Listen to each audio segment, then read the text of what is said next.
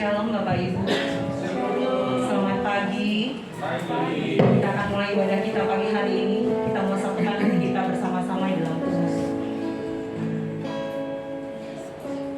Bapak, kami bersyukur buat pagi hari ini. Kami bersyukur buat kebaikan-Mu. Kami bersyukur buat anugerah-Mu yang tidak pernah berhenti dalam kehidupan kami. Dalam keadaan apapun juga, Engkau selalu ada buat kami. Pagi hari ini kami mau taruh iman pengharapan kami kembali kepada-Mu. Kami mau meninggikan Engkau, kami mau bermazmur bagi Engkau. Kami mau memuji Engkau dan meninggikan Engkau dalam setiap kehidupan kami. Karena kami yakin dan percaya, ketika kami memuji Engkau, ketika kami menaikkan pujian bagi Engkau, Engkau hadir bersama-sama dengan kami. Ada kuasa Tuhan yang mengalir, ada pemulihan yang terjadi. Kami menyerahkan ibadah kami pagi hari ini Tuhan ke dalam tangan kuasa-Mu. Biarlah kuasa-Mu bekerja atas tempat ini, menjamah setiap kami, dan tutup bungkus kami semua dengan kuasa darah Anak Domba Allah yang kudus, sehingga setiap kuasa iblis kegelapan dipatahkan, dihancurkan dalam nama Yesus. Kami boleh fokus ibadah kepada Engkau, kami boleh fokus meninggikan Engkau, mendengar setiap kebenaran firman Tuhan dalam kehidupan kami. Terima kasih Bapa, di dalam nama Tuhan Yesus Kristus kami berdoa dan mengucap syukur. Haleluya, amin. Mari Bapak Ibu, pagi hari ini kembali kita menyiapkan hati kita untuk kita memuji dan memuliakan nama Tuhan. Dia telah mati buat saya dan Bapak Ibu, Dia mengorbankan nyawanya bagi kita. Haleluya.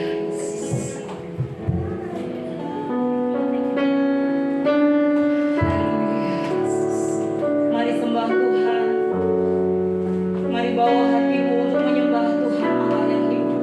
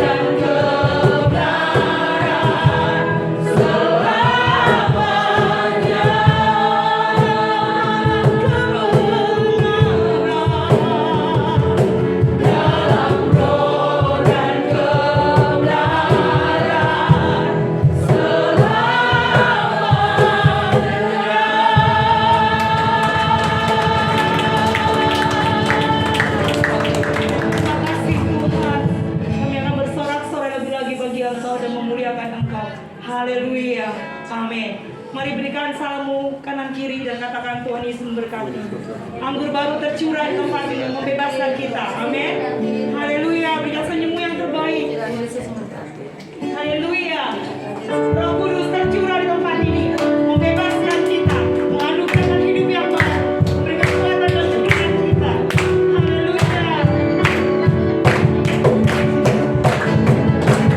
Roh Kudus tercurah di tempat ini, urapannya yang ajaib, memulihkan umatnya. Roh Kudus tercurah bagi gerejanya, membangkitkan umat pilihannya. Hari inilah harinya Tuhan, saat pembebasan jiwa. Belenggu dosa tak dipatahkan. Mari bersorak bagi Dia. Anggur baru tercurah, penuhi umatnya dengan sukacita. Minyak baru tercurah, urapi umatnya dalam kuasanya. Roh Kudus tercurah di tempat ini, urapannya yang ajaib, memulihkan umatnya. Roh Kudus tercurah bagi gerejanya, membangkitkan umat pilihannya. Hari inilah harinya Tuhan, saat pembebasan jiwa. Belenggu dosa tak dipatahkan. Mari bersorak bagi Dia. Anggur baru tercurah, penuhi umatnya dengan sukacita. Minyak baru tercurah, urapi umatnya dalam kuasanya. Anggur baru tercurah, penuhi umatnya dengan sukacita. Minyak baru tercurah, urapi umatnya dalam kuasanya. Anggur baru tercurah, penuhi umatnya dengan sukacita. Minyak baru tercurah,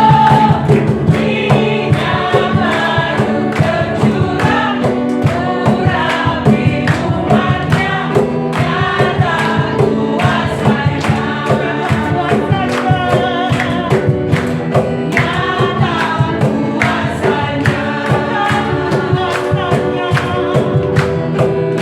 dalam kuasanya.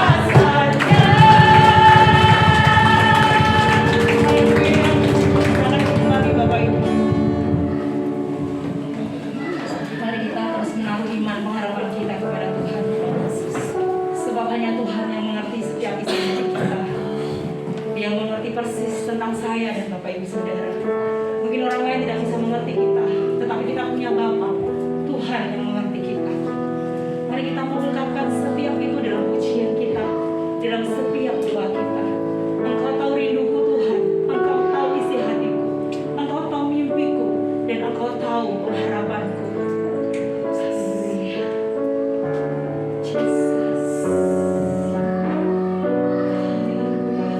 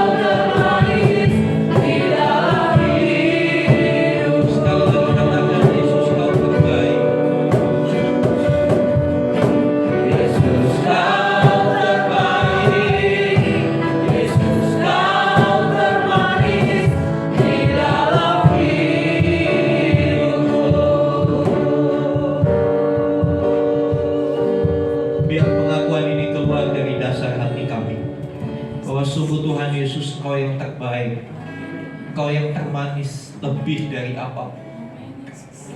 Sungguh kami bersyukur atas anugerah terindah yang Bapa sudah berikan,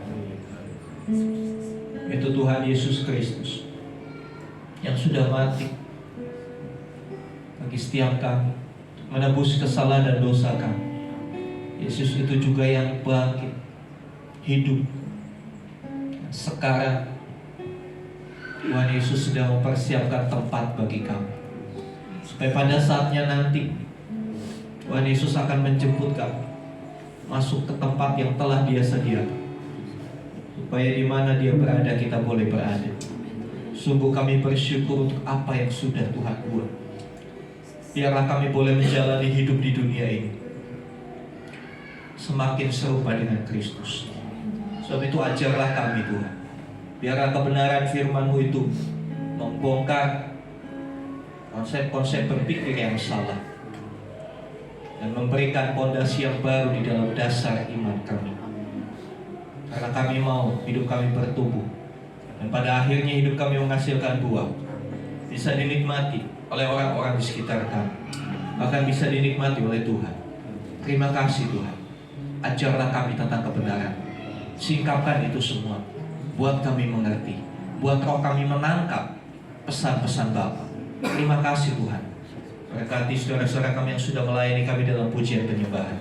Kiranya apa yang mereka lakukan di dalam Tuhan tidak menjadi sia-sia. Mereka akan menerima hasil dari jerih lelah mereka, bukan hanya di dunia ini, tetapi di dalam kekekalan. Terima kasih Bapa. Di dalam nama Tuhan Yesus kami berdoa. Haleluya. Amin. Silakan duduk Bapak Ibu Saudara. Terima kasih untuk tim Presiden Worship yang sudah melayani kita. Shalom. Apa kabar saudaraku? Kita diberkati. Kita semua diberkati. Kita semua orang-orang yang diberkati Tuhan. Saudara yang dikasih Tuhan. Iya. Kita akan membaca dulu satu ayat. Ya, saya beri judul mau berakar harus bertanam. Kita buka di dalam Kolose 2 ayat yang ke-7. Kolose 2 ayat yang ke-7.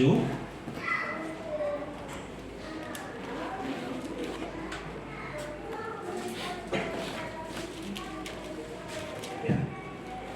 Kolose 2 ayat yang ke-7, demikian firman Tuhan, hendaklah kamu berakar di dalam Dia dan dibangun di atas Dia. Hendaklah kamu bertambah teguh dalam iman yang telah diajarkan kepadamu, dan hendaklah hatimu melimpah dengan syukur. Saudara yang dikasih Tuhan,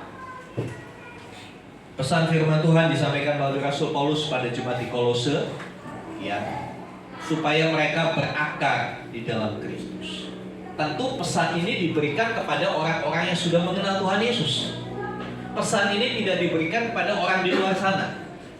Pesan ini diberikan kepada gereja Tuhan. Kalau kita membaca ayat yang ke-6, Kolose 2 ayat yang ke-6, coba perhatikan Kolose 2 ayat 6. Kamu telah menerima Kristus Yesus Tuhan kita. Karena itu hendaklah hidupmu tetap di dalam Dia. Jadi pesan ini diberikan kepada orang-orang Kristen, orang-orang yang sudah diselamatkan, orang-orang yang sudah bertobat, ya. Selanjutnya apa? Setelah bertobat, ya, setelah memberi diri dibaptis, selanjutnya apa? Kan demikian. Karena perjalanan kekristenan itu bukan berakhir pada saat titik baptisan, bukan berakhir pada saat saudara menjadi orang Kristen, percaya Tuhan Yesus. Tapi perjalanan kekristenan kita berakhir sampai kita berjumpa dengan Tuhan. Dikatakan, kamu telah menerima Kristus. Karena itu, hendaklah hidupmu tetap di dalam Dia. Disambung ayat 7, hendaklah kamu berakar di dalam Dia. Nah, kita akan melihat bagaimana kita bisa berakar. Ya. Bagaimana kita bisa berakar. Ya. Next slide. Ya. Saya kasih judul mau berakar. Kalau kita mau berakar, kita harus tertanam. Ya. Tertanam adalah proses menuju berbuah. Ya, kalau kita mau buah mangga, ya, kita bisa beli ke Total, ya, ke Farmer, ya kan. Tapi kalau kita mau benar-benar memetik sendiri, kan ada sensasi sendiri ketika petik buah. Makanya ada beberapa tempat wisata petik buah, ya kan? Untuk bisa memetik buah, tentunya ada tahapan-tahapan. Yang pertama kita harus tanam dulu.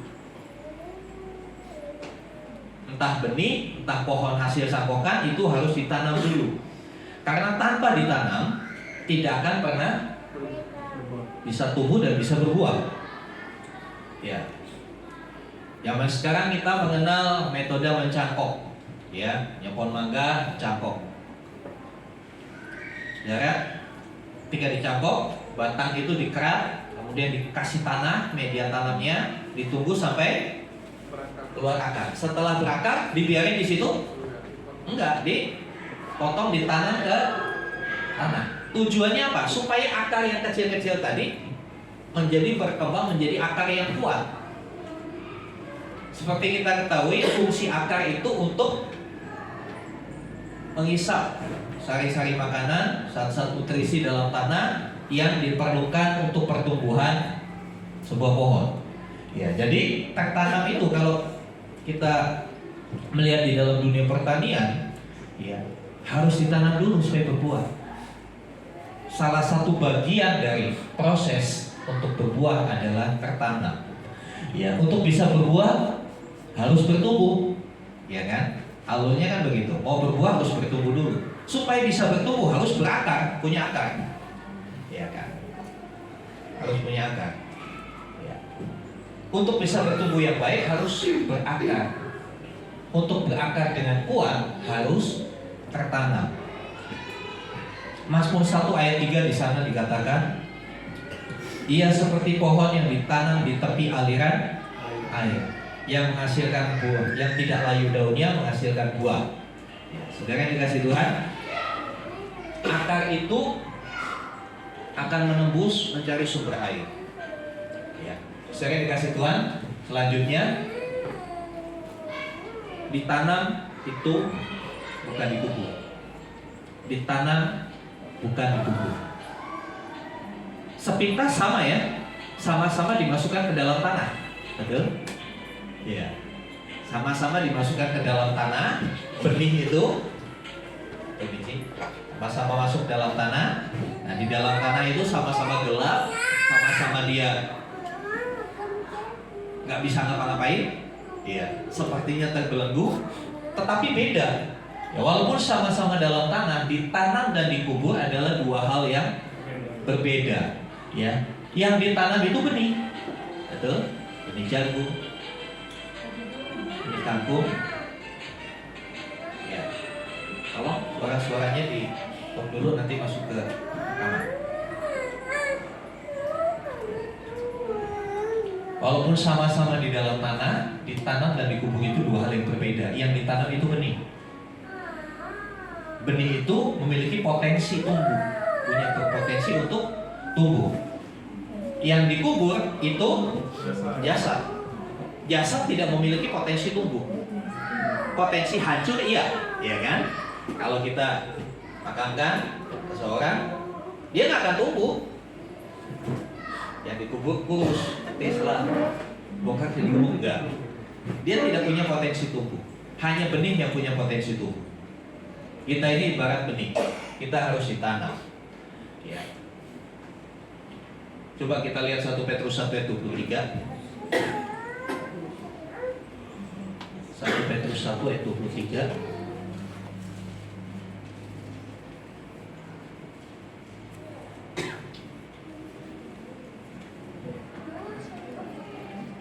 Firman Tuhan berkata begini, saudara. 1 Petrus 1 ayat 23, karena itu kamu telah dilahirkan kembali, bukan dari benih yang fana, tetapi dari benih yang tidak fana, oleh firman Allah yang hidup dan yang kekal. Ketika kita lahir baru, apa itu lahir baru? Titik di mana kita percaya kepada Tuhan Yesus. Momen di mana kita, ya, saya mau percaya kepada Tuhan Yesus. Saya mau meninggalkan hidup lama saya. Itu lahir baru. Jadi lahir baru bukan berarti masuk ke rahim ibu keluar lagi. Bukan seperti itu. Ya. Dikatakan ketika kita lahir baru, kita ini ibarat benih. Dalam diri kita ada benih ilahi. Benih yang sifatnya kekal. Ya. Saudara yang dikasihi Tuhan, melahirkan kembali dari benih yang tidak fana.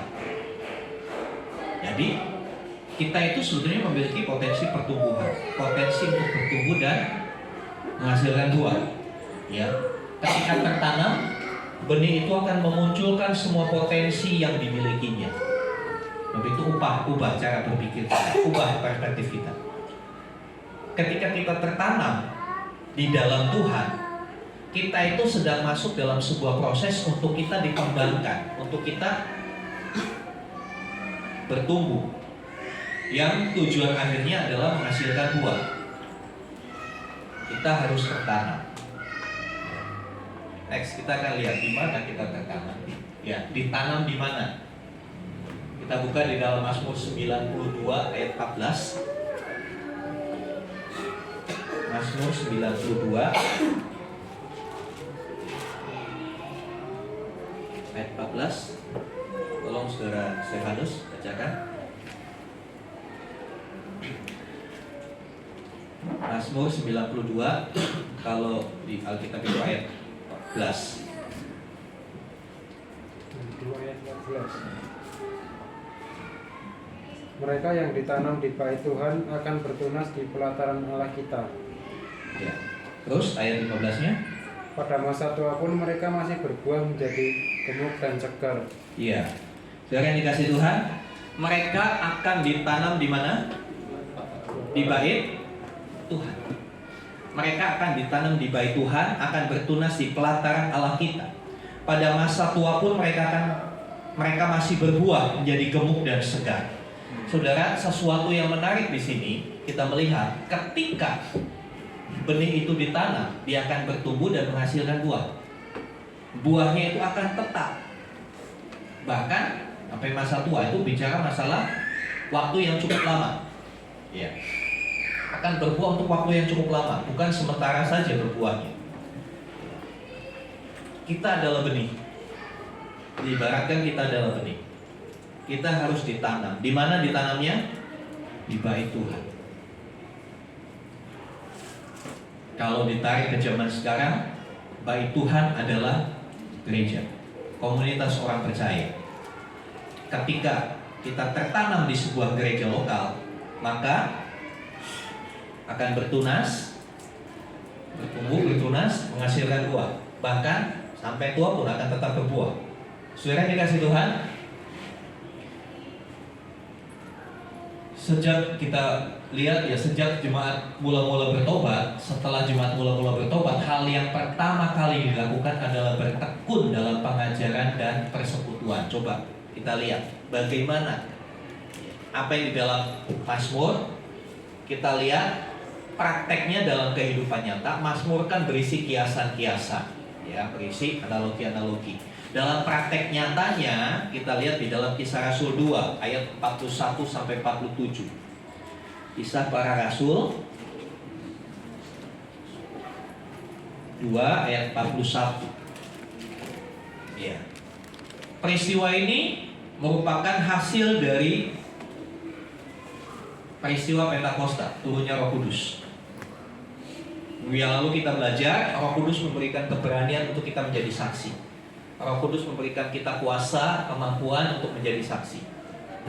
Karena mendengar kesaksian orang-orang yang percaya yang dipenuhi Roh Kudus, maka orang-orang dari bangsa-bangsa lain menjadi percaya kepada Tuhan Yesus. Ayat 41, orang-orang yang menerima perkataannya itu, perkataan apa? Kalau kita baca selanjutnya, perkataan firman Tuhan. Injil diberitakan, ya. Orang-orang yang menerima perkataannya itu memberi diri dibaptis. Ada satu komitmen, ya. Dan pada hari itu jumlah mereka bertambah kira-kira 3.000 jiwa. Bayangkan, pada hari itu satu hari saja bertambah 3.000 jiwa. Belum pernah dalam sejarah gereja modern terjadi yang seperti ini. Ada pertambahan jiwa minta dibaptis 3.000. Saya nggak tahu cara baptisnya berapa jam, berapa orang. Iya kan? Ya. Kalau Tuhan mau kerjakan ini di tengah kita, tiba-tiba dalam satu hari GBT People Community 3.000 orang datang ke sini minta dibaptis. Itu amazing banget. Ya. Tapi tidak berhenti sampai di situ, saudara. Ayat selanjutnya ini yang harus menjadi perhatian buat kita. Nggak hanya cukup dibaptis. Ya, saya bilang kemarin kepada anak-anak muda yang dibaptis, baptis itu bukan wisuda. Wis sudah. Udah dibaptis kan ya wis sudah gitu. Bukan, tapi itu titik awal. Perhatikan selanjutnya ayat 42 dikatakan mereka bertekun dalam pengajaran rasul-rasul dan dalam persekutuan. Mereka bertekun. Bertekun itu bicara soal sesuatu yang dilakukan berulang-ulang. Sesuatu yang dilakukan berulang-ulang. Saya percaya sebelum Pak Dedi Mahir memainkan keyboard, dia bertekun belajar. Pertama, salah-salah mencet. Ya mungkin jempolnya kegedean, mencet satu tut jadi dua. Tuing, bunyinya beda begitu ya. Tapi itu dilakukan dengan tekun, berulang-ulang. Melalui proses belajar yang cukup memakan waktu. Mereka yang dibaptis, yang percaya kepada pemberitaan firman itu, dikatakan mereka bertekun dalam pengajaran rasul-rasul, dididik, diajar, dan dalam persekutuan atau komunitas. Jadi yang 3.000 itu akhirnya bentuk satu komunitas. Gak setelah baptis sudah pulang ke rumah masing-masing, sudah gak. Tapi mereka bikin komunitas yang akhirnya dikenal dengan istilah gereja. Gereja lokal pertama di Yerusalem jumlahnya segini, 3.000 sekian. Ya, karena sebelum peristiwa ini ada orang-orang percaya juga. Ya. Maksudnya ini kasih Tuhan. Selanjutnya, dan mereka selalu berkumpul untuk memecahkan roti dan berdoa. Ya. Maka ketakutanlah mereka semua, sedang rasul-rasul itu mengadakan banyak mujizat dan tanda. Dan semua orang yang telah menjadi percaya tetap bersatu. Dan segala kepunyaan mereka adalah kepunyaan bersama. Ini konsepnya saling menolong, ya, saling support. Dan selalu ada dari mereka yang menjual harta miliknya lalu membagi-bagikannya kepada semua orang sesuai dengan keperluan masing-masing. Secara ekonomi mereka saling membantu juga. Kemudian dengan bertekun, nah 2 kali kata bertekun muncul di sini. Dengan bertekun dan dengan sehati mereka berkumpul seminggu sekali di bait Allah. Betul? Tiap-tiap hari.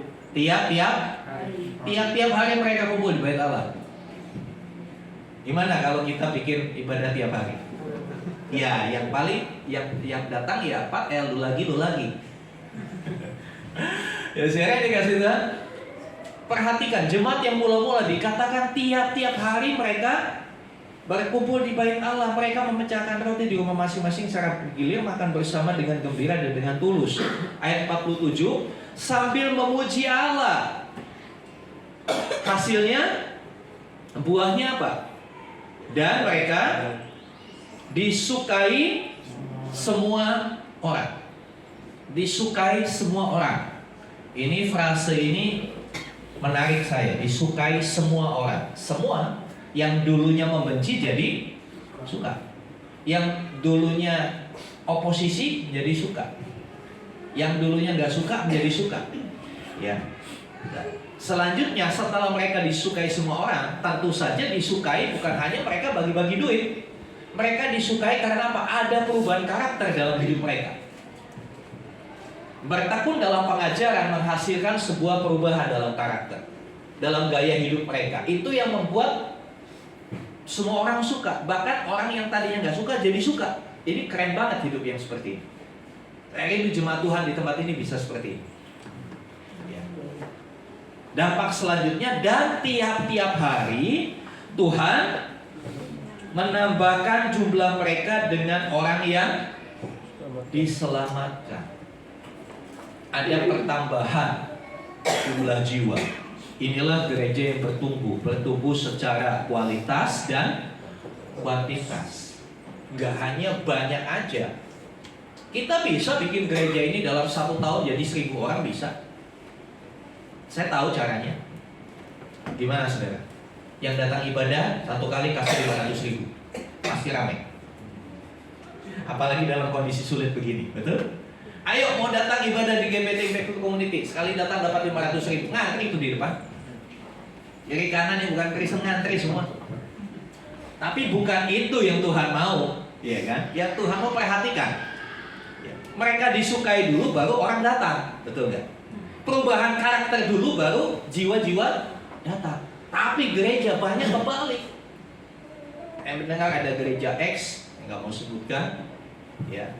Caranya seperti itu. Datang pulang bawa gebolan sembako. Datang gereja pulang semua nggak kaya nggak miskin dibagiin sembako. Dia rame. Udah gitu ditambah jemputan lagi. Di mana-mana di beberapa titik dijemputin. Datang pulang bawa sembako, dikasih makan bawa sembako, pasti rame. Tapi bukan itu yang Tuhan inginkan. Pertumbuhan secara kuantitas itu dimulai dari pertumbuhan kualitas dulu. Seberapa orang-orang yang percaya ada, belajar bertekun dalam pengajaran rasul-rasul, dalam komunitas, mereka berbagi, mereka saling support. Nah, perilaku hidup seperti ini pada masa itu aneh. Kok bisa ya orang seperti itu? Itu yang membuat orang suka. Akhirnya mereka datang, bergabung dalam komunitas itu. Saudara dikasih Tuhan, perhatikan, dimulai dari berakar pada akhirnya menghasilkan buah. Bertekun dalam pengajaran rasul-rasul dan dalam persekutuan. Dikatakan tiap-tiap hari mereka datang ke bait Allah sambil memuji Tuhan. Saudara dikasih Tuhan? Iya.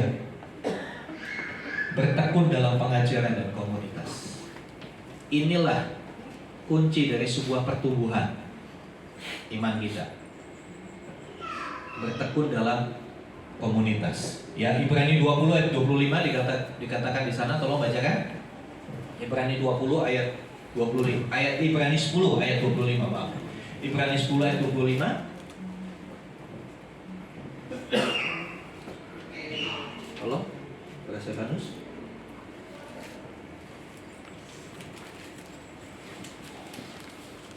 Ibrani 10 ayat 25. Janganlah kita menjauhkan diri dari pertemuan-pertemuan ibadah kita, seperti dibiasakan oleh beberapa orang. Tetapi marilah kita saling menasihati, dan semakin giat melakukannya menjelang hari Tuhan yang mendekat. Ya, ini satu peringatan buat kita. Jangan kita menjauhkan diri dari pertemuan-pertemuan ibadah. Pertemuan-pertemuan ibadah, bukan pertemuan-pertemuan yang lain. Ya. Seperti yang dibiasakan oleh beberapa orang. Jadi dari zaman dulu juga ada beberapa orang yang nggak suka ibadah, selalu memilih yang lain, ya. Memilih pertemuan-pertemuan atau komunitas-komunitas yang lain, ya, komunitas goes lah, komunitas itu. Sekarang kan muncul banyak fenomena komunitas-komunitas, ya kan, komunitas goes, komunitas ini, komunitas itu, sehingga itu mengambil tempat, mengambil waktu, mengambil perhatian dari pertemuan-pertemuan ibadah. Tapi pesannya di sini bagian berikutnya dikatakan, tetapi marilah kita saling menasihati. Jadi orang-orang yang suka meninggalkan pertemuan ibadah, mari kita nasihati, ya. Dan semakin giat melakukannya menjelang hari Tuhan yang mendekat. Ada frase hari Tuhan yang mendekat. Kepentingannya adalah hari Tuhan yang mendekat. Karena hari Tuhan sudah mendekat, kita harus lebih, ya, semakin giat dalam persekutuan ibadah kita. Ya, jangan jauhi komunitas rohani.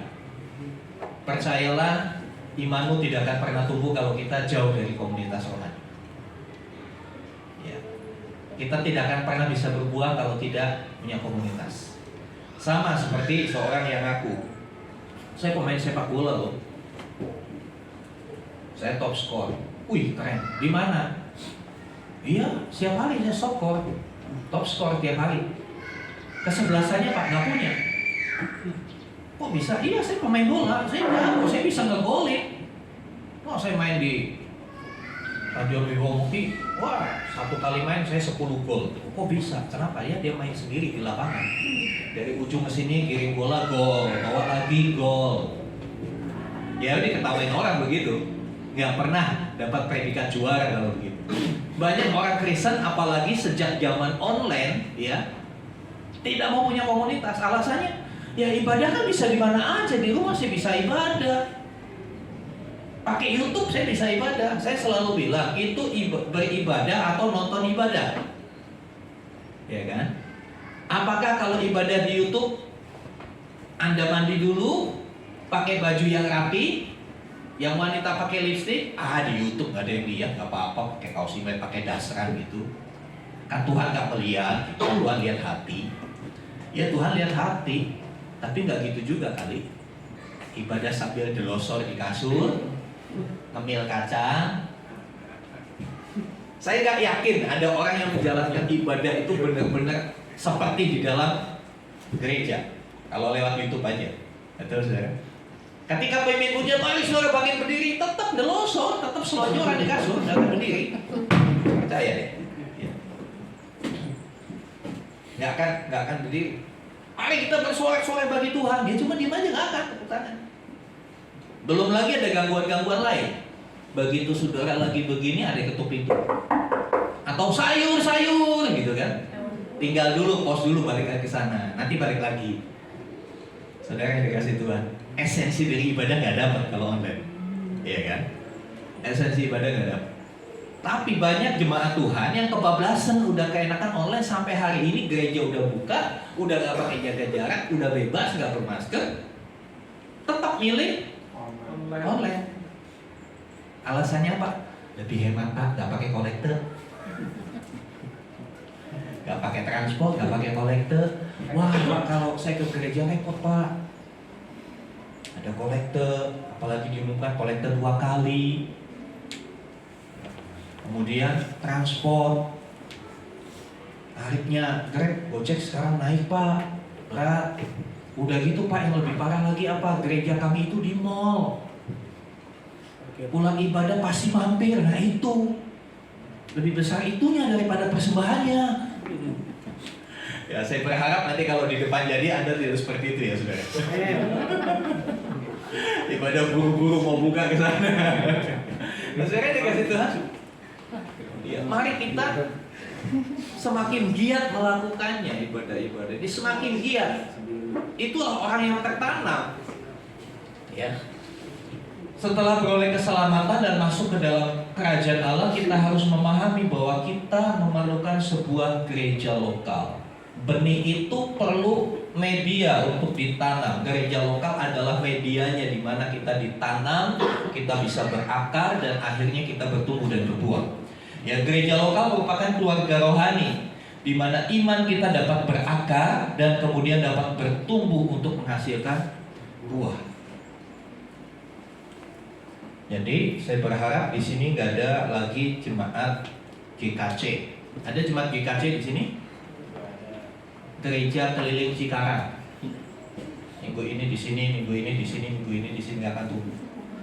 Saudara kalau punya pohon di rumah, ya punya pohon yang sederhana aja, yang kecil deh, nggak usah pohon mangga kelamaan, pohon cabai. Saudara tanam cabai di pot, udah tumbuh. Harusan segini, diambil, pindahin pot yang lain. Seminggu di situ pindahin lagi pot yang lain. Saya mau tanya, apakah pohon cabai itu bisa berbuah? Mati ya, karena akan dipindah. Di satu tempat dia menyesuaikan diri, ya kan? Belum selesai menyesuaikan diri, pindah lagi ke tempat lain, menyesuaikan dirinya dari nol lagi kan di sini. Dari nol lagi, belum kelar pindah lagi. Sementara tumbuhan itu perlu nutrisi, akarnya belum nancap, belum menyesuaikan diri, selalu pindah-pindah, mati. Saudara, saya pernah meneliti buat satu penelitian sederhana tentang fenomena GKJJ, Gereja Kristen Jalan-Jalan. Sebelum pandemi itu ada orang yang GKJJ, apalagi di perkotaan. Di perkotaan kan kadang-kala satu mall itu bisa berapa gereja. Saya sendiri pernah salah masuk gereja, diundang ke gereja ini, masuknya ke tempat lain. Untuk belum naik ke mimbar, khotbah. Saya tahu salah, waduh malu. Keluar, ternyata di lantai atasnya, bukan di situ. Banyak gereja seperti itu. Saudara, gereja itu bukan warung, bukan restoran. Yang hari ini bisa makan, besok pindah lagi, besok pindah lagi. Gereja adalah tempat kita bertumbuh. Tempat kita bertumbuh di dalam iman. Kalau kita berputar-putar, nggak akan pernah bisa ada pertumbuhan. Next. Ya, bagaimana tertanam itu? Yang pertama, tertanam itu perlu komitmen, berkomitmen. Efesus 4 ayat 3.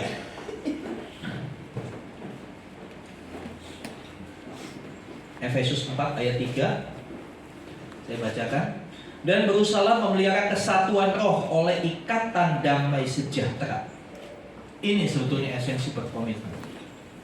Memelihara kesatuan roh, diikat dengan damai sejahtera. Perlu komitmen. Setiap kita sebagai benih, ketika kita berkomitmen untuk tertanam di gereja lokal, maka kita akan berakar dengan kuat. Akar yang kuat ini menunjang tumbuhnya benih itu. Jika benih itu sering dipindahkan, maka pertumbuhannya terhambat. Karena akarnya akan terus beradaptasi dengan media yang selalu baru. Saudara yang dikasih Tuhan,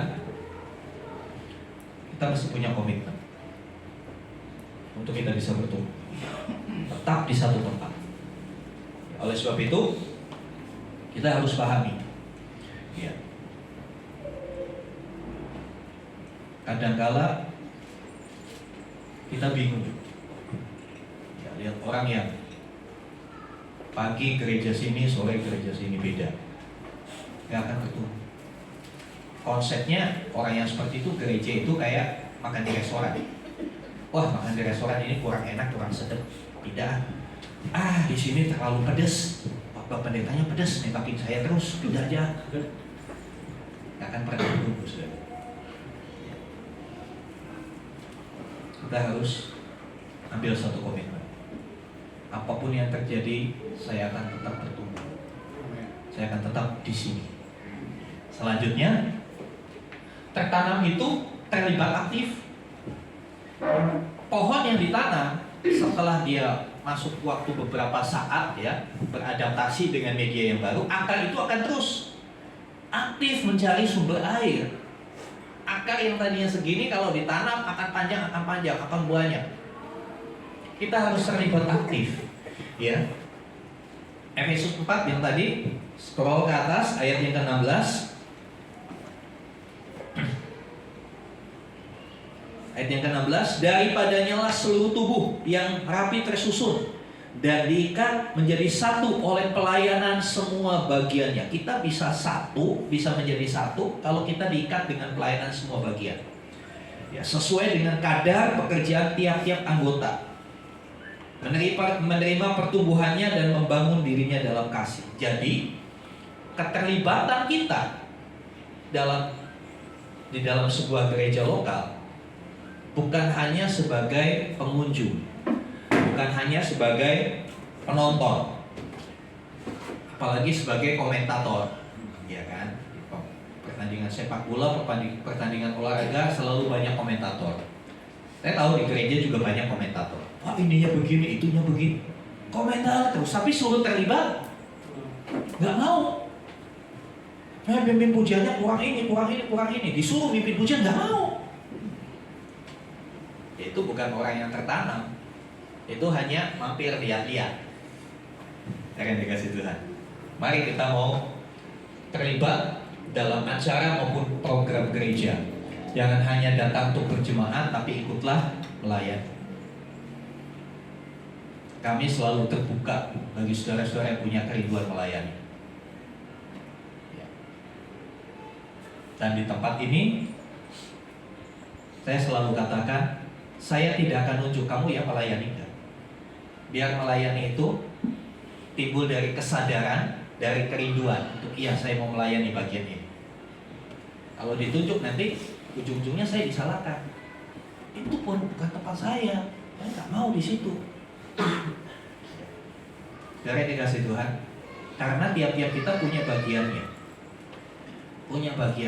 Tidak semua harus di mimbar, ada di belakang layar. Ya, karena pelayanan di sebuah gereja bukan hanya ibadah raya. Buat saya ibadah raya itu hanya 20% dari keseluruhan pelayanan gereja lokal. Ada begitu banyak yang bisa kita kerjakan.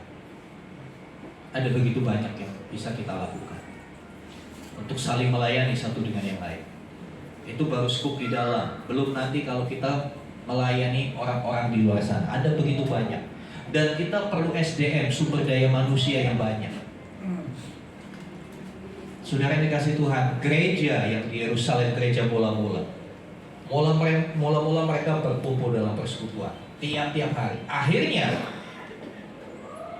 mulai ada pengutusan, diutus ke daerah-daerah baru, membuka gereja-gereja baru. Pada waktu itu belum ada STT, belum ada sekolah tinggi teologi. STT-nya di gereja lokal itu. Gereja lokal berfungsi sebagai tempat mendidik jemaat untuk bisa melayani. Tapi sekarang gereja-gereja lupa bikin STT, lalu dihasilkan banyak STT yang menghasilkan STT, atau STT, sarjana tanpa Tuhan. Yang penting punya gelar, yang penting di belakangnya ada STH, ada MTH. Tapi saya melayani satu mahasiswa STT tahap akhir lagi susun skripsi. Saya iseng tanya, tiap hari baca Alkitab gak? Enggak. Kalau baca Alkitabnya saya kalau lagi ada tugas dari dosen baru saya baca Alkitab. Saya bilang mendingan lu berhenti deh, nggak usah sekolah Alkitab, nanti jadi sarjana tanpa Tuhan. Ini yang dipikir, yang dibaca jurnal, yang dibaca artikel. Saya tanya, kamu berdoa nggak? Dia pemain musik gereja, kamu berdoa nggak tiap hari menyembah Tuhan? Enggak. Pensiun deh. Saya keras bicara dengan dia. Kamu ini yang merusak pekerjaan Tuhan, membawa api asing maksudnya. Saudara dikasih Tuhan, terlibat itu bukan hanya untuk tampil dan dilihat orang, tapi terlibat untuk kita punya satu tanggung jawab. Tanggung jawab ini yang membuat kita dewasa. Apa sih definisi orang dewasa? Orang dewasa itu bukan diukur secara umur, tapi orang dewasa itu diukur dari seberapa mampu dia melaksanakan tanggung jawabnya dengan maksimal. Apa yang dipercayakan dilakukan dengan maksimal, itu orang yang dewasa, bukan hanya sekedarnya saja. Selanjutnya, ya, orang yang tertanam itu menjalani prosesnya. Ya. Matius 4, 26-27 itu kalau saudara baca nanti dikasih perumpamaan tentang orang yang bercocok tanam. Benih yang ditanam, lalu yang nanam itu tidur, besoknya bisa tumbuh. Dia nggak tahu gimana proses benih di dalam tanah itu tumbuh. Pastinya benih itu pecah dulu, ya kan? Pecah, muncul akar, makin kuat, barusan ke atas. Ya. Yang akan dikerjakan itu, sebuah benih akan tumbuh itu akarnya dulu, belum tunasnya. Akar, setelah akar cukup kuat baru muncul tunas. Saudara dikasih Tuhan, mengalami berbagai proses di gereja lokal adalah hal yang wajar. Jadi kalau saya melihat ada gesekan di antara jemaat, ada laporan ini begini, itu begitu, ini tersinggung, ini marah, buat saya itu biasa. Karena setiap kita akan ngalami. Sebelum saudara ngalami, saya ngalami duluan hal-hal seperti itu. Sebagai gembala, saya mengalami dulu hal-hal seperti itu. Saya terjun di pelayanan penggembalaan pertama kali itu umur 21 tahun, masih sangat muda. Saya ngalami dulu berbagai proses itu. Tapi ya, kita sebagai benih tujuannya supaya punya akar, dan dalam proses itulah Tuhan sedang membentuk karakter kita agar semakin serupa dengan Kristus. Saya senang ketika jemaat mulai ada benturan, ada gesekan, karena tidak pernah ada satu gereja yang lepas dari yang namanya proses. Karakter unggul tidak akan pernah dihasilkan tanpa lewat proses. Sesuatu yang baik tidak akan jadi dengan sendirinya, ya kan? Hal yang sederhana, handphone yang fungsinya macam-macam ini nggak simsalabim jadi begini. Lewat proses, dibentuk casingnya, dibentuk dalamnya, diteliti lagi, dimasukkan program. Lewat proses yang cukup panjang. Kalau kita mau berbuat juga harus lewat proses. Banyak orang tidak mau tertanam di gereja lokal karena menghindari ini. Gak mau lewat prosesnya, gak mau benturan. Ngapain di gereja itu berantem melulu? Saudara, saya mau kasih tahu, tidak ada satu gereja lokal yang sempurna. Amin. Kalau saudara menemukan satu gereja lokal yang sempurna, saudara masuk ke situ, cepat-cepat keluar. Karena saudara di situ, gereja itu jadi nggak sempurna nantinya. Kenapa? Karena kita belum sempurna. Bisa paham saudara? Justru di tengah ketidaksempurnaan, ayo kita jalan sama-sama. Kita memiliki kesamaan bahwa saya orang bukan sempurna, ya saudara bukan orang yang sempurna. Ayo kita jalani, kita menikmati proses ini bersama-sama, saling menguatkan di dalam proses supaya karakter kita terbentuk. Yang selanjutnya, berhenti membandingkan. Tahu dalam bahasa Jawanya? Ojo dibanding-bandingkan. Iya. Ya. Kita lihat dulu contohnya, Kejadian 29. Kita lihat sebentar contohnya Kejadian 29 ayat 32. Kejadian 39 ayat 32. Lea mengandung lalu melahirkan seorang anak laki-laki dan menamainya Ruben, sebab katanya sesungguhnya Tuhan telah memperhatikan sengsaraku. Sekarang tentulah aku akan dicintai oleh suamiku. 33. Mengandung pula lah ia lalu melahirkan seorang anak laki-laki, maka ia berkata sesungguhnya Tuhan telah mendengar bahwa aku tidak dicintai, lalu diberikannya pula anak ini kepadaku, maka ia menamai anak itu Simeon. 34. Mengandung pula lah ia lalu melahirkan seorang anak laki-laki, maka ia berkata sekali ini suamiku akan lebih erat kepadaku, karena aku telah melahirkan 3 anak laki-laki baginya. Itulah sebabnya ia menamai anak itu Lewi. Saudara yang dikasih Tuhan, ini kisah tentang keluarga Yakub yang berpoligami. Ya, ada Lea, ada Rahel. Lalu ada 2 lagi, budiknya Lea, Bilha dan Silva, budiknya Rahel. Rahel ini dia merasa tidak dicintai, selalu dibanding-bandingkan, membandingkan dirinya dengan Rahel. Lea selalu membandingkan dirinya dengan Rahel, padahal Rahel itu adik kandungnya. Lalu padahal kita melihat dia punya 3 anak laki-laki. Dalam konteks Israel, anak laki-laki itu top. Kalau seorang wanita bisa memberikan anak laki-laki pada suaminya, oh dia pasti dihargai. Sama seperti teman-teman dari Medan kan seperti itu. Cari anak laki-laki. Bahkan kalau nggak dapat anak laki-laki, pisah, cari induk yang lain supaya menghasilkan anak laki-laki. Saudara yang dikasih Tuhan. Nah, Lea ini seperti ini. Dia padahal dia itu sudah punya 3 anak laki-laki, tapi dia masih cemburu. Membandingkan dirinya dengan Rahel. Ya. Membandingkan itu membuat kita nggak tenang, membuat kita tidak akan pernah bisa bertumbuh dengan baik. Ya. Ketika kita terus membanding-bandingkan gereja lokal kita, pemimpin kita, rekan pelayanan kita, ya, dengan gereja orang lain, kita tidak dapat melihat berkat dan tujuan Tuhan. Kenapa Dia tempatkan kita di tempat ini? Saya mau katakan, kita GBT bukan GBI. Jadi kalau berbeda, ya memang beda. Namanya aja beda kan begitu. Kok di sini gini Pak, di sana begitu? Ya memang beda. Kalau kamu bandingkan ya kan berbeda. Kalau di sini pelayanan nggak ada PK-nya Pak, di sana ada. Ya memang beda. Kalau mau PK ya silakan ke sana. Saya sih tegas-tegasan aja bilang begitu. Karena saya juga nggak terima PK. Iya kan? Kita melayani. Sudah kan dikasih Tuhan, lalu banyak kan? Wah, kok di gereja ini begini, gereja itu begitu. Ya, banyak istilah aja saya kasih contoh. Istilahnya aja berbeda. Di gereja luar, GBI dan GB lain segala macam, itu ada istilah pengerja. Jadi yang song leader, singer, pemain musik, proyektor, itu disebut pengerja. Di GBT tidak ada istilah pengerja. Ada istilah pengerja tapi tidak seperti itu, berbeda. Pengerja di GBT adalah seorang full time yang benar-benar bekerja di gereja, hidupnya untuk gereja, waktunya 100% diserahkan untuk gereja. Itu baru dapat predikat pengerja. Kalau seperti teman-teman kita yang melayani perasaan bersih, kita tidak sebut pengerja, karena mereka kerjanya di kantornya masing-masing. Mereka adalah pelayan Tuhan. Beda. Kenapa Pak beda? Ya memang berbeda. Nggak usah jauh-jauh, keluarganya Pak Ahok dengan keluarganya Pak Rudi Manurung berbeda. Aturan di dalam keluarga kan berbeda, ya kan? Kita nggak bisa samakan, kita nggak bisa paksakan keluargamu harus seperti saya nih begini, nggak bisa.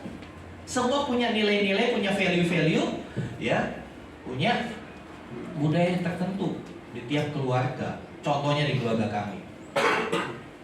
Ya. Anak-anak itu mau makan aja walaupun di rumah ngomong sama kami, Pak, ini dimakan ya. Padahal itu di meja makan. Apa yang di meja makan kan boleh dimakan. Itu masih satu keluarga loh, bukan orang lain. Pak, ini dimakan ya. Makan. Nah, itu jadi satu kebiasaan di tempat kamu. Tidak ada yang salah dengan setiap kebiasaan tiap keluarga. Ya kan?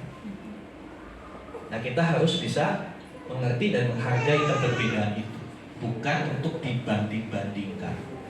Ketika kita membandingkan gereja lokal kita dengan gereja orang lain, pasti ketemu banyak hal yang berbeda, bahkan berlawanan.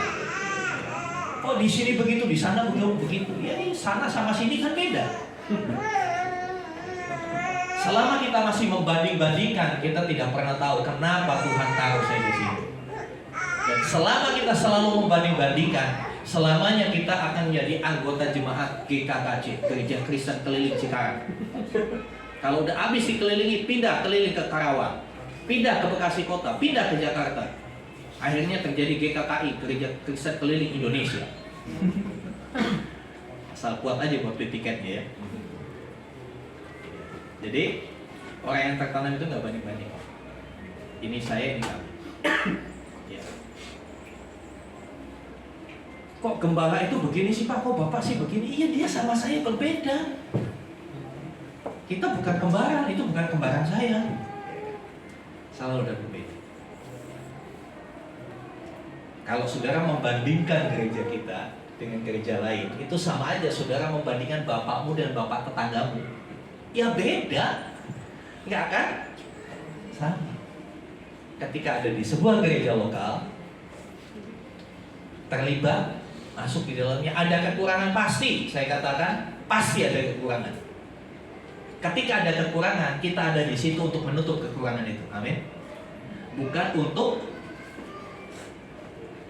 mengkritik, bukan untuk hanya sekedar komentar, hanya sekedar memberi ide, tapi lakukanlah sebagai kontribusi kita untuk komunitas ini.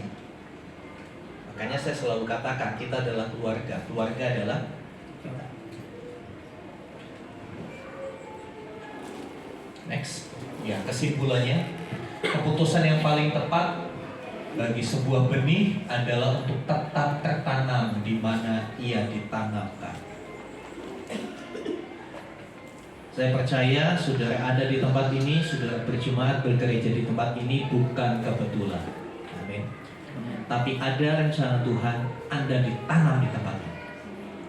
Toh di Cikarang ini banyak gereja, bisa milih, ya kan? Dari yang AC-nya paling dingin sampai AC-nya panas, ya. Dari yang ibadahnya sunyi sepi bikin ngantuk, sampai ibadahnya kayak diskotik pakai lampu kelap-kelip, ada semua kan? Ketika kita ditanam di satu tempat, yakinlah itu tempat terbaik yang Tuhan tentukan buat kita. Bagaimana kita meresponnya aja. Kalau kita hanya sebatas sebagai komentator, ya selamanya kita tidak akan pernah bertumbuh, tidak akan pernah berdampak. Ya. Sebagai benih yang ditanam di gereja lokal, mari kita ubah persepsi kita bahwa kita sedang ditanam, bukan dikubur. Orang merasa saya di sini dikubur, saya nggak bisa ngapa-ngapain. Ya lakukan apa yang kau bisa. Ya saya kan nggak punya talenta main musik. Bikin doa aja saya bingung mau ngomongnya apa. Saudara, apa yang ditemui tanganmu, kerjakanlah itu. Saya bisa melayani sampai hari ini. Saya bukan dilahirkan dari keluarga hamba Tuhan. Tapi saya, saudara tahu, saya mulai melayani di gereja lokal saya di kota Cirebon, GBT juga. Tahu nggak dari mana? Nyapu gereja, ngosek WC gereja. Itulah pelayanan pertama saya. Bahkan sebelum saya sekolah Alkitab, itu pelayanan yang saya kerjakan tiap minggu. Gereja kami nggak punya poster, nggak punya membantu tukang bersih-bersih OB. Saya waktu itu terbeban. Pemikiran saya sederhana. Ini kan rumah Tuhan. Kok masuk WC jorok bau? Itu tergerak. Saya bawa sabun pel sendiri, beli, beli saya kosong. Ibadah jam 8, jam 6 saya sudah di gereja. Saya bersih-bersih. Saya belum di depan. Dan nggak ada yang orang tahu. Gembalanya berterima kasih sama saya enggak? Karena saya melakukannya untuk Tuhan. Jadi sekalian saya mau sampaikan buat teman-teman di sini yang sudah melayani Tuhan, lakukanlah itu untuk Tuhan. Kalau saudara melakukan itu untuk dipuji, saudara melakukan itu untuk dilihat saudara yang lain, suatu saat saudara akan kecewa. Saudara akan kecewa. Tapi kalau saudara melakukan untuk Tuhan, orang mau ngomong apa, saudara nggak peduli. Orang mau bandingkan kita dengan siapa, saudara nggak peduli. Saya melakukan ini untuk Tuhan. Pembanding diri saya adalah kehendak Tuhan. Jadi pembanding yang kita pakai bukan saya harus seperti si A, saya harus seperti si B. Dalam pelayanan saya nggak pernah membandingkan, oh saya khotbah, saya harus seperti khotbah itu, enggak. Saya membandingkan diri saya dengan hati Tuhan. Apakah yang saya lakukan berkenan kepada Tuhan? Itu aja ukurannya dalam pelayanan. Apakah pelayanan saya hari ini membuat Bapa di surga tersenyum? Saudara, kalau kita punya cara pandang yang begitu, kita tidak akan pernah terkubur, tapi kita justru tertanam. Semua potensi akan muncul. Tapi kalau saudara merasa saya nggak bisa apa-apa, saya nggak layak, lebih hebat si A, lebih hebat si B, membanding-bandingkan, ya aku akan terkubur. 100 tahun pun saudara di gereja di tempat ini akan seperti itu, tidak akan perubahan dalam hidup. Tapi kalau pola pikirmu berubah, saya mau tertanam. Saya mau semua potensi itu diproses oleh Tuhan supaya muncul. Maka seperti gereja mula-mula akan disukai banyak orang. Bukan disukai karena penampilan kita. Hari-hari ini kan fenomenanya orang ingin disukai kalau punya penampilan. Sehingga anak-anak pejabat pada pamer harta. Betul nggak? Yang berujung ke KPK. Ya kan? Anaknya pejabat, ada pegawaiannya golongan berapa, bawa Harley Davidson, foto, dan fenomena foto upload di medsos kan sampai masuk juga ke gereja Tuhan kan. Hanya kan Bapak Tuhan pelayanan di mana foto upload.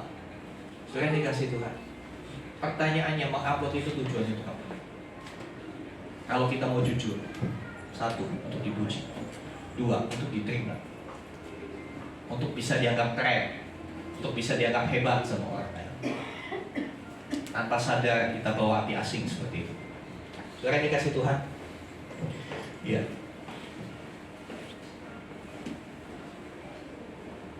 Kita sedang ditanam, sedang dikubur. Mari kita berkomitmen dan terlibat aktif. Keterlibatan saudara adalah kemajuan gereja kita. Ya. Dan berhenti membanding-bandingkan, maka pada waktunya kita akan bertumbuh dan berbuah lebat, sehingga buah tersebut dapat kita nikmati dan juga dinikmati oleh orang lain. Keberadaan kita di tempat ini, yakini ini adalah rencana Tuhan. Gali potensi dalam dirimu kembali.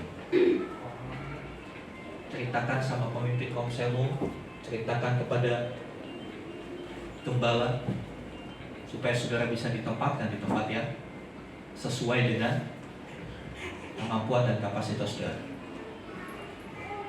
Saudara yang dikasih Tuhan, kadangkala orang sudah jadi orang Kristen berpuluh-puluh tahun, tapi tidak ada buah yang dihasilkan. Karakternya tidak berubah, begitu-begitu saja. Ya, karena dia sedang mengubur dirinya di gereja lokal, mengubur semua potensinya. Yang dikubur itu jenazah, saudara, bukan benih. Benih itu ditanam. Mari kita mau tertanam. Mari kita mau diikat menjadi satu kesatuan di dalam Tuhan. Ketika kita diikat, kita akan tahu, oh ternyata Tuhan mau saya menjadi seperti ini. Oh ternyata ini rencana Tuhan, saya ada di gereja ini. Saudara dikasih Tuhan, akhirnya next. Ada satu challenge buat kita.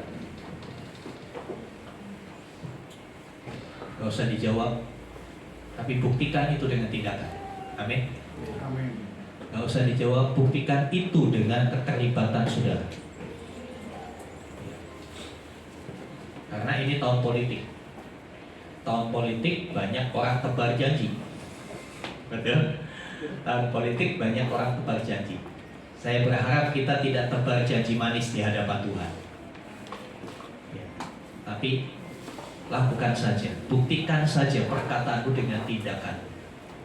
Karena dari tindakan orang akan melihat apakah perkataan kita benar atau hanya sekedar omong doang. Baik, sama-sama kita bagi pikir.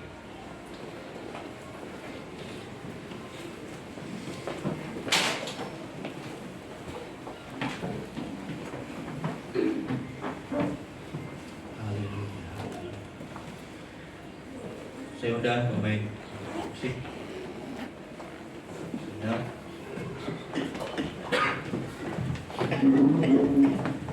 Saya percaya kita yang ada di ruangan ini adalah orang-orang yang telah menerima anugerah Tuhan. Anugerah keselamatan sudah menjadi bagian kita. Tinggal selanjutnya, apakah kita mau mengerjakannya itu atau kita mengubur itu.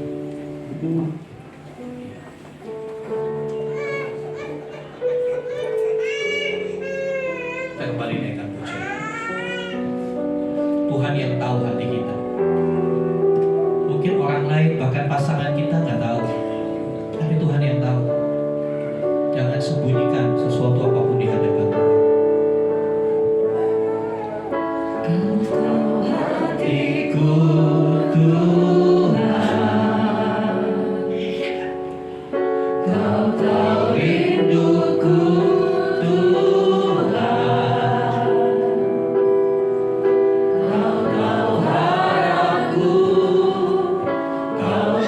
Mimpiku di tanganmu Tuhan.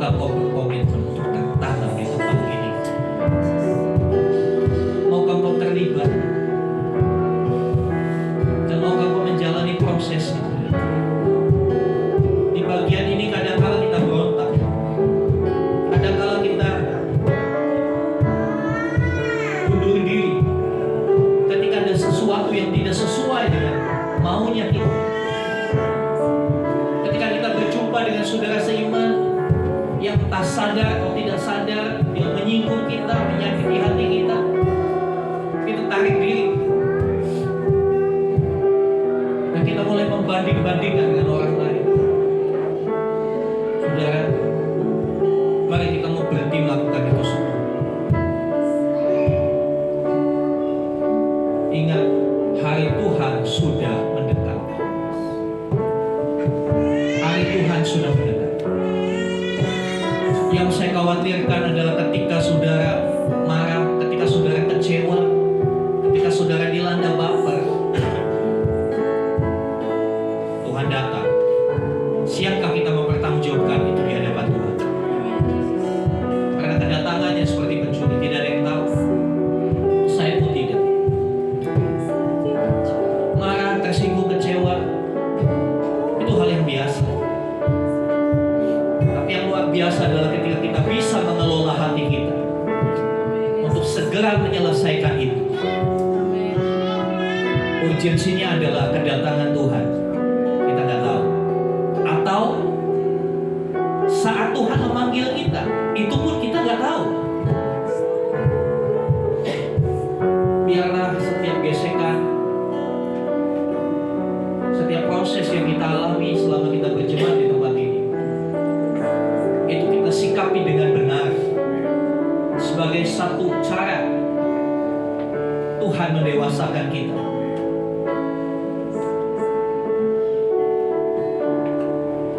Ketika Tuhan mendewasakan kita, Dia mau karakter kita berubah. Dia mau cara hidup kita berubah, mengikuti pola dan teladan Tuhan Yesus. Dia tahu hati kita saat ini. Dia tahu apa yang ada di dalam hati dan pikiranmu hari ini, lebih dari saya tahu. Mari kita mau terbuka di hadapan Tuhan. Kita mau akui kalau kita salah, kalau kita keliru. Sebelum masuk dalam perjamuan kudus, biarlah kita memeriksa hati kita. Jangan sampai ada sesuatu yang tidak berkenan yang masih kita pertahankan, belum kita lepaskan. Itu akan berbahaya. Karena di dalam perjamuan kudus, Tuhan sendiri hadir. Haleluya. Mari kembali naikkan pujian ini sambil siap kita berdoa.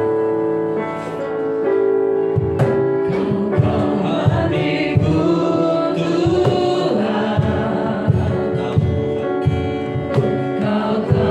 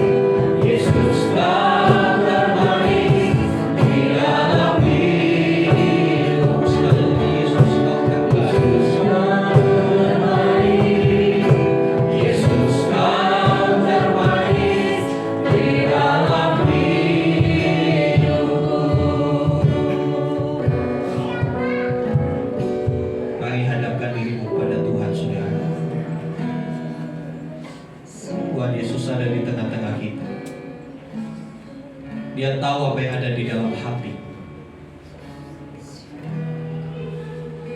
Dia tahu apa yang kau harapkan.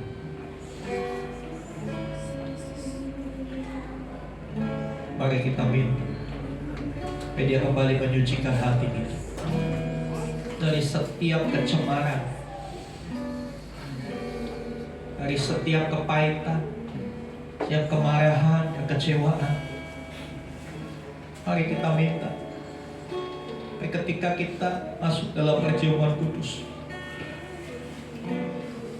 hati kita bersih, hati kita tulus. Haleluya, haleluya.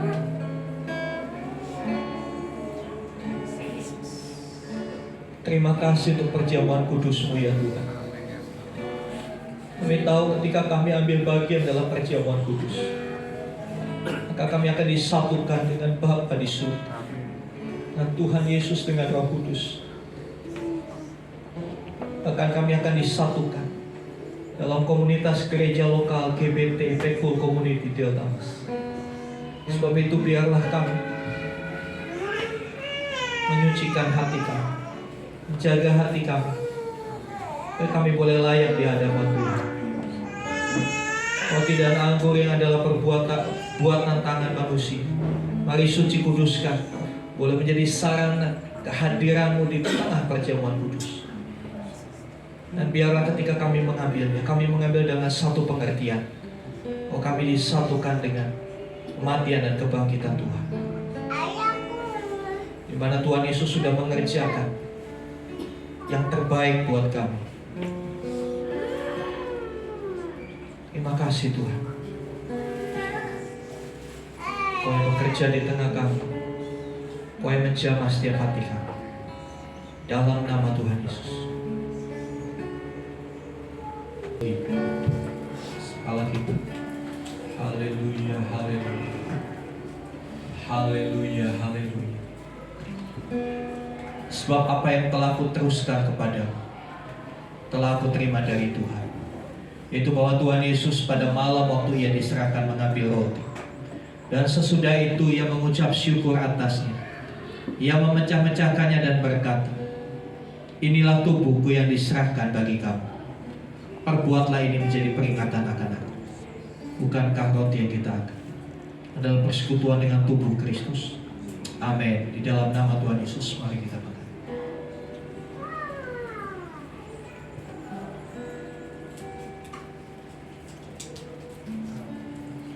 Haleluya, haleluya. Haleluya, haleluya. Terima kasih Tuhan, terima kasih. Terima kasih untuk tubuh-Mu yang sudah dihancurkan bagi kami.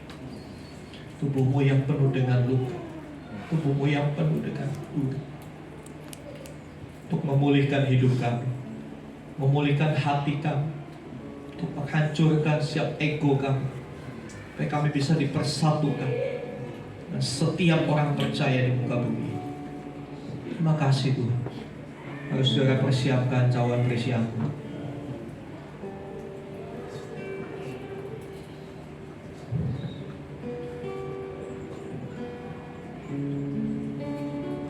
Angkat cawan. Demikianlah juga yang mengambil cawan sesudah makan, lalu berkata, "Cawan ini adalah perjanjian baru yang dimeteraikan oleh darah. Perbuatlah ini setiap kali kamu meminum, menjadi peringatan akan aku." Bukankah cawan anggur ini adalah persekutuan dengan darah Kristus? Amin. Di dalam nama Tuhan Yesus kita minum bersama.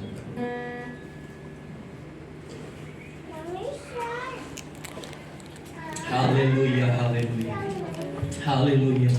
Mari naikkan syukur saudara untuk apa yang Tuhan Yesus sudah lakukan dalam hidup kita. Mari bersyukur untuk karyanya, sehingga kita beroleh pengampunan setiap dosa-dosa kita. Haleluya, haleluya, haleluya, haleluya, haleluya, haleluya. Terima kasih Tuhan. Terima kasih. Terima kasih. Bapa, kami bersyukur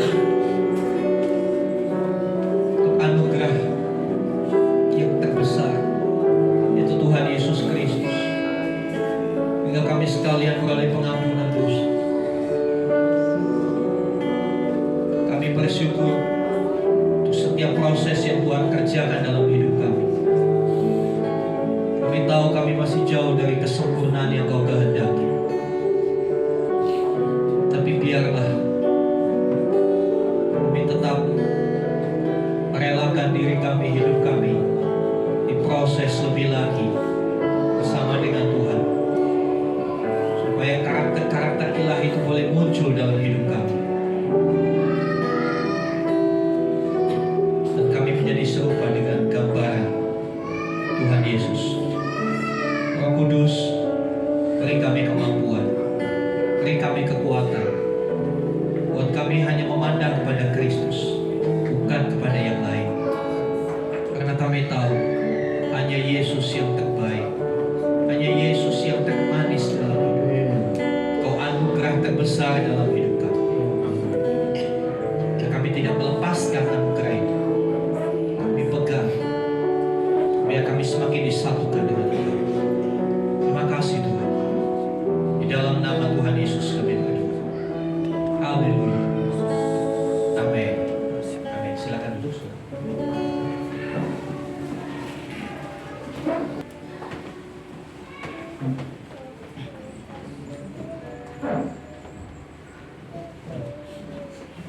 Kami bersyukur Tuhan untuk pagi hari ini kami boleh menerima pengajaran yang hebat. Dan biarlah kami bukan sekedar cuma mendengar, tetapi biarlah Roh Kudus yang memberikan kami kemampuan untuk kami menjadi bagian pelaku-pelaku akan kebenaran itu Tuhan. Kami bersyukur untuk kesempatan yang diberikan bagi kami untuk bersama-sama beribadah pagi hari ini. Biarlah Bapak surga berikan kami kemampuan untuk kami memberikan hidup kami sesuai dan seturut dan kehendak dan rencana itu Tuhan. Terima kasih Bapak surga melatarkan firman-Mu pada pagi hari ini di tengah setiap pribadi kami. Bersyukur kepada kami yang telah memberikan firman-Mu, biarlah kekuatan, kesehatan, hikmat Tuhan yang senantiasa terus menyertai atas hamba-Mu. Berkati juga keluarga, istri maupun anak-anaknya ada dalam pemeliharaan Tuhan yang ajaib. Kami bersyukur Tuhan Yesus untuk seluruh jemaat yang bersama-sama pada pagi hari ini Tuhan. Menjalani kehidupan ke depan tidak mudah, tetapi biar kami terus melibatkan Tuhan. Kami terus belajar bahwa Allah yang tinggal di atas setiap kehidupan kami boleh melalui segala sesuatunya bersama dengan Tuhan. Terima kasih Bapak, dan memberkati keluarga demi keluarga, dan memberkati pekerjaan usaha kami, dan memberkati untuk generasi kami, bahkan apapun yang kami kerjakan hari-hari ke depan. Biarlah Tuhan yang senantiasa terus berkarya dan menyertai setiap kami Tuhan. Terima kasih Bapak, kami ucap syukur untuk setiap yang terlibat dalam pelayanan pagi hari ini, dari WL, Singap, Guru Sekolah Minggu, pendoa Safat Tuhan, bahkan setiap kita yang terlibat di dalam pelayanan ini, Bapak kami percaya bahwa Tuhan memberkati setiap mereka. Hikmat Tuhan yang senantiasa terus menyertai kehidupan mereka, dan Tuhan pakai mereka untuk semakin hari semakin ajaib di tangan Tuhan. Kami bersyukur, kami sepakat berdoa untuk Pak Didi yang hari ini akan rencana pulang Tuhan. Bapak kami berdoa kalau Tuhan izinkan hari ini kakak dari Pak Didi dipanggil Tuhan. Bapak kami percaya bahwa Tuhan telah memberikan tempat yang terbaik bagi kakak dan Pak Didi Tuhan Yesus. Bapak Tuhan berikan kekuatan, memberikan penghiburan bagi keluarganya yang ditinggal. Biarlah Bapak surga kalau Pak Didi hari ini akan perjalanan pulang, Tuhan sertai dalam perjalanan. Bahkan biar sampai dengan tujuan dan selamat, damai sejahtera Allah yang senantiasa melingkupi sepanjang perjalanan bahkan kembalinya Tuhan. Terima kasih Bapak, setiap prosesi yang akan dilakukan di Klaten dari awal hingga akhirnya kami percaya bahwa Roh Tuhan yang senantiasa berkarya atas acara demi acara yang akan dilakukan nantinya Tuhan. Terima kasih Bapak, kami bersyukur buat gereja ini boleh ada di tempat ini. Bukan karena kekuatan kami, tetapi kami percaya semua itu karena rencana Tuhan. Dan biarlah Bapak surga, Tuhan bebas berkarya atas gereja ini. Biarlah sesuai dengan rencana Tuhan, gereja ini tergenapi, tumbuh kembangkan ke depan Tuhan, menjadi berkat bagi lingkungan kami, menjadi berkat bagi kota kami Tuhan Yesus. Terima kasih Bapak, dan berdoa untuk bangsa dan negara kami. secara khusus di dalam pasca pemilu tahun 2024 nanti Tuhan. Bapak, kami berdoa di dalam nama Tuhan Yesus Kristus bahwa Tuhan yang senantiasa terus menyertai bangsa ini, Tuhan yang senantiasa tidak pernah meninggalkan bangsa ini. Dalam kondisi apapun kami percaya bahwa Allah bersama dengan bangsa ini Tuhan Yesus. Bahkan untuk melalui pasca pemilu sampai pemilu nanti, kami percaya bahwa kami melepaskan keamanan atas bangsa ini di dalam nama Tuhan Yesus Kristus. Tuhan juga memberkati untuk setiap proses pemilu sampai akhirnya. Bahkan kami percaya Tuhan telah siapkan pemimpin yang datangnya dari Tuhan, pemimpin yang senantiasa boleh melanjutkan program-program pemerintah lama Pak Jokowi untuk pemerintah yang baru nantinya. Terima kasih Bapak, kami berdoa untuk Pak Jokowi untuk beberapa bulan nanti ke depan untuk selesai pemerintah. Kami percaya bahwa Tuhan berikan hikmat, kesehatan, kekuatan. Bahkan kami percaya setiap program-program yang belum terselesaikan, kami percaya bahwa Tuhan akan sanggupkan untuk Pak Jokowi bersama dengan tim untuk menyelesaikan setiap program yang telah dicanangkan Tuhan. Terima kasih Bapak, kami ucap syukur. Sebentar lagi kami akan pulang dan memberkati perjalanan kami sampai tujuan yang selamat. Bahkan kami percaya bahwa damai sejahtera Allah yang senantiasa melingkupi kami dimanapun kami ada hari ini. Terima kasih Bapak. Sebelum kami pulang, kami rindu menerima berkat nama Allah yang mulia. Mari buka hatimu saudara, angkat tanganmu. Nah sekarang terimalah rahmat anugerah dari Bapa di surga, di dalam kasih dan karya Tuhan Yesus Kristus, bersama-sama pimpinan pengurapan Roh Kudus. Terimalah berkat-berkat jasmani, terlebih lagi berkat rohani, dan jadilah berkat dimanapun Tuhan menempatkan engkau. Karena itu pergilah, jadikanlah semua bangsa murid. Baptislah mereka dalam nama Bapa dan Anak dan Roh Kudus, dan ajarlah mereka melakukan segala sesuatu yang telah kuperintahkan kepadamu. Dan ketahuilah aku menyertai kamu senantiasa sampai kepada akhir zaman. Demikianlah Tuhan Yesus akan datang kembali, menjemput kita, membawa kita ke tempat yang telah Dia sediakan. Supaya di mana Tuhan Yesus berada, di situ pun saudara dan saya boleh berada. Terima kasih Tuhan. Kami terima segenap berkat dari Bapa di dalam nama Tuhan Yesus Kristus. Haleluya. Amin.